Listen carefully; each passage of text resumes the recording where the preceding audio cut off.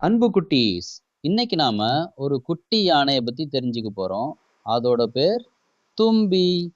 தும்பிக்கு தன்னோட பெரிய தும்பிக்கைய பார்த்து ரொம்ப வெக்கமா இருந்துச்சு. ஆனா அந்த தும்பிக்கை தான் அதோட மிகப்பெரிய பலம்னு அது எப்படி தெரிஞ்சுச்சுன்னு பார்க்கலாமா? வாங்க, கண்களை மூடிக்கோங்க.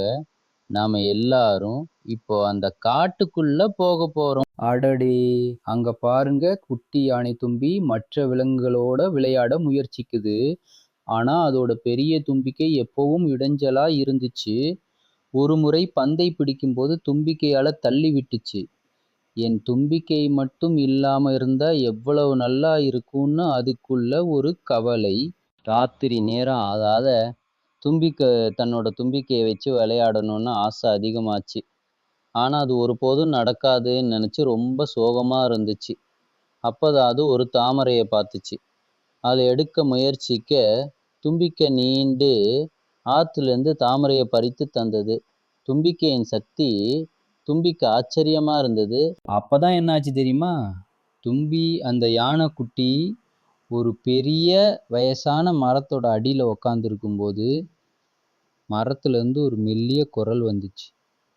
தும்பி எனும் யானைக்குட்டியே, ஏன் சோகமா இருக்கன்னு அன்பா கேட்டுச்சு. யானைக்குட்டி ஆச்சரியமா மரத்தை பார்த்துச்சு. நான் ஏன் தைரியமா இல்லைன்னு கவலைப்படுறேன்னு சொல்லுச்சு.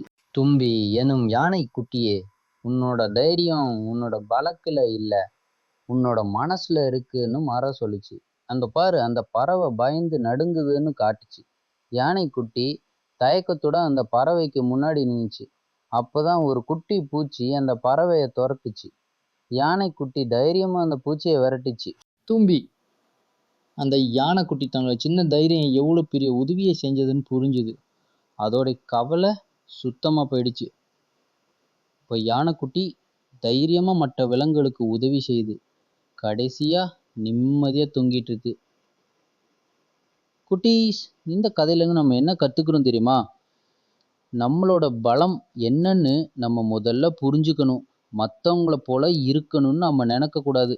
நம்மளோட தனித்துவமான சக்தி தான் நம்மளோட அழகு. இனிமையா தூங்குங்க குட்டீஸ். நாளைக்கு நாம மறுபடியும் சந்திப்போம். இனிய இரவு. வணக்கம்.